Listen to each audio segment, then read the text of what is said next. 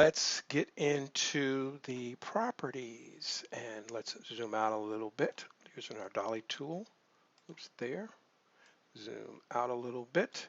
And right now you can see that this cube is floating in the air. And let's just say we want this to be placed exactly on the ground.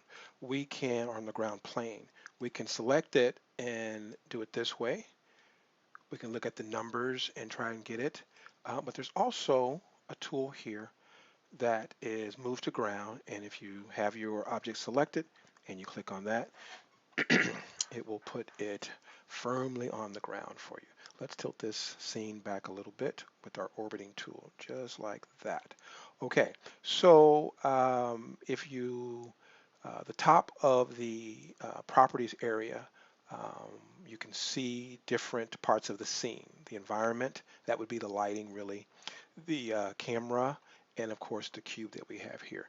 Let's get a different tool. I'm just going to select that object and delete it.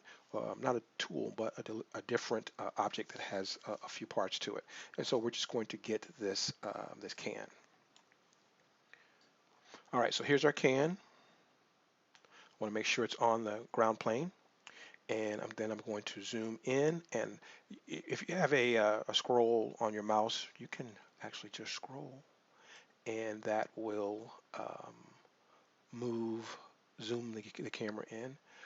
Then I will use the move tool, or what is that called, the move tool? It's called the pan tool there, so that I can have this right in the center. Okay, so as you look at the can, and I get my selection tool there, and I select the can, you can see it's the beverage can. I can change the name of this to my can, and it has the pull ring, which is the thing at the top, and it has the can, which is the main part of the object. You can actually hide these. And so here you can see the pull ring all by itself. Cool. And now my parts are not showing.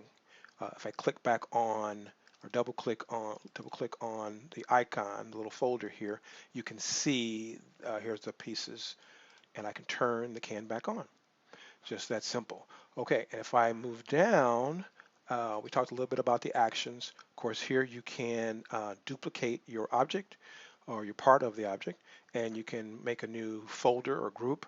And of course, this is to move the object to the ground plane. Here you have a few parameters that you can change as far as the can goes. As you know, you can move it you can move it on the object, or you can move it, here. Set that to 0. It pushes that down.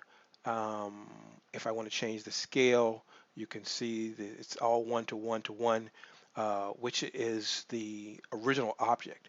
If I change the size, the scaling here, it'll change over here. So I'm going to change it, and you can see it changing there in the scale and in the size. So it just gives you two ways of looking at that.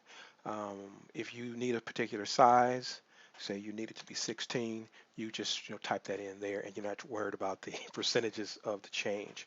So let's get this back though, because now I want it back at 1, so that it is the original size.